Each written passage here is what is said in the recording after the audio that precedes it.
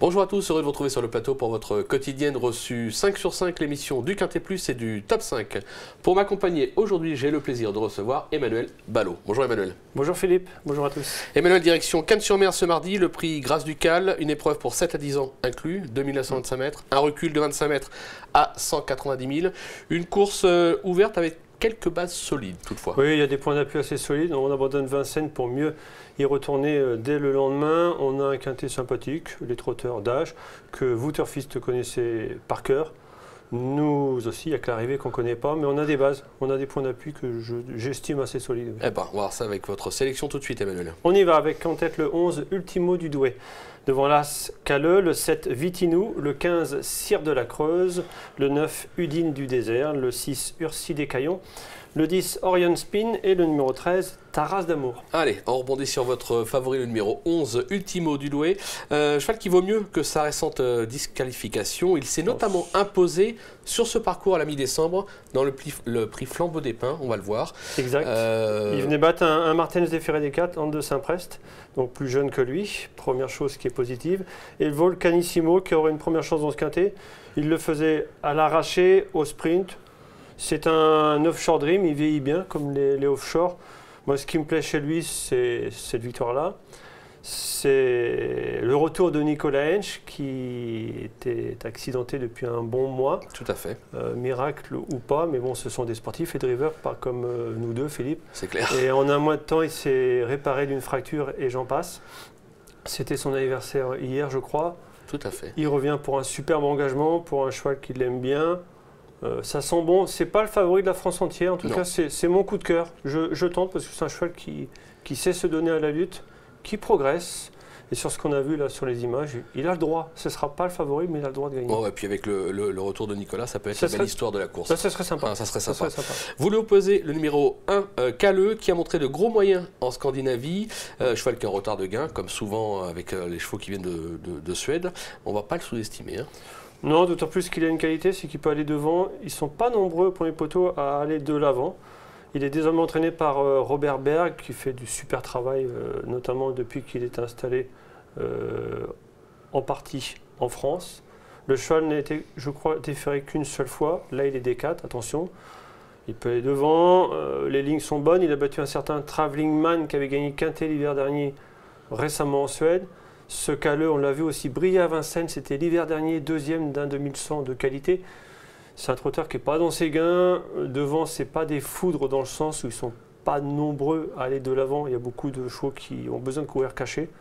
C'est difficile de faire l'impasse, c'est peut très bien gagner ce quintet. Oui, non, c'est clair, c'est presque annoncé entre guillemets. Le numéro 7, Vitinou, qui vient d'aligner 2 succès et un accessite sur ce tracé. Il semble meilleur que jamais. Déférer des 4, on est obligé d'y croire. Oui, les Guelpas, quand il défère des 4, on est obligé d'y croire. Celui-ci, quand il est déféré des 4, il se transcende. On l'a vu gagner à Vincennes, notamment pieds nus. La dernière fois, il gagnait sur ce parcours. Il reste sur 2 victoires sur ce parcours. C'est un V contre les plus vieux, donc c'est un bel engagement.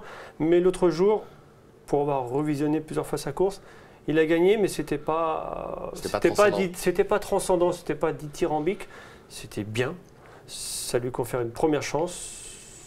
Mais je vous le dis franchement, je ne le vois pas gagner. C'est pour ça que je l'ai mis qu'en 3e position. Et pourtant, ce sera peut-être le favori. On va voir ce qu'en pense son entraîneur Stéphane Guelpas, puisqu'Arnaud Lecomte l'a joué en téléphone. On l'écoute. On est avec Stéphane Guelpas pour évoquer la candidature de Vitinou dans le quintet de mardi à Cagnes-sur-Mer. Le cheval réalise vraiment un excellent meeting cet hiver. Ouais, il nous fait plaisir à chacune de ses sorties. Il est devenu sérieux avec l'âge et maintenant c'est un cheval qui fait toutes ses courses et qui en plus est en plein boom.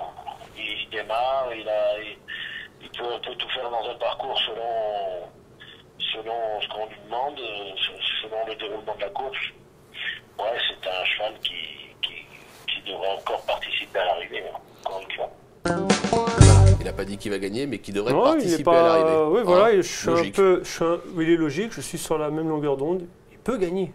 Oui, il peut gagner. Mais c'est pas parce qu'il reste sur 2 victoires qu'il va en gagner une 3e de suite. C'est clair. On passe au numéro 15, Cire de la Creuse. Lui, il reste sur un brillant succès à ce niveau et sur ce parcours.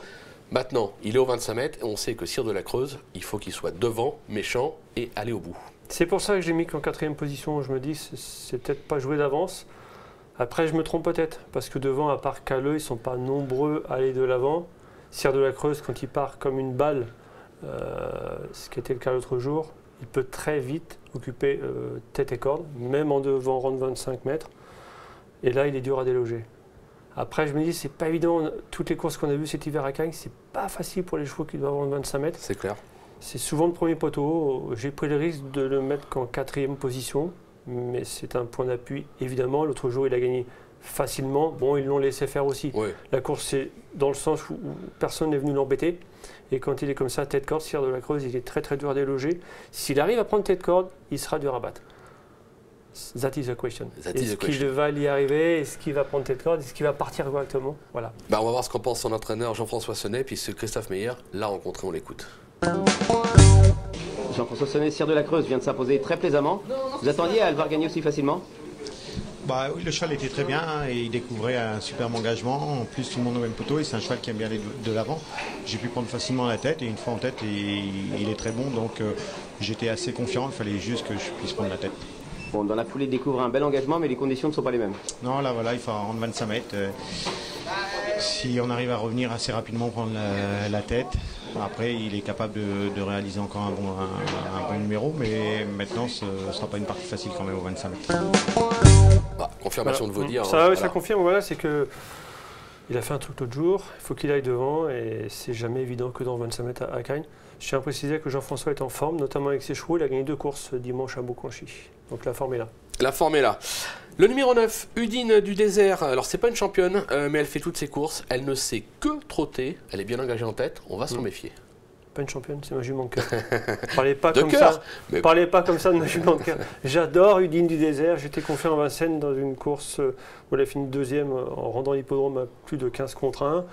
Elle a confirmé par la suite. L'autre jour, je le dis haut et fort, elle a été honteusement disqualifiée après enquête sur ce parcours des Ferré des 4. Il n'y avait pas grand-chose. Au dire de la plupart des professionnels sur place, c'est une honte. Voilà. Bon, là, ce qui me refroidit beaucoup, c'est qu'elle est ferrée. Ouais. Même si elle a des perfs ferrés, déferrés, on peut me dire ce que vous pouvez me dire ce que vous voulez, on peut me dire ce que vous voulez. C'est pas pareil. C'est pas pareil. C'est pas clair. pareil. Maintenant, elle a des perfs ferrés, c'est ma jument de cœur. Elle peut suivre tous les trains. Elle sait se donner à fond, un peu à l'image d'une certaine Scarlett Turgot. Udine du Désert, toute proportion gardée. Quand il s'agit de se mettre à plat ventre, elle sait faire. Allez, c'est dit. La championne sera à l'arrivée. Il y a Championne pas de cœur. souci. Championne de cœur. Merci Emmanuel pour toutes ces infos.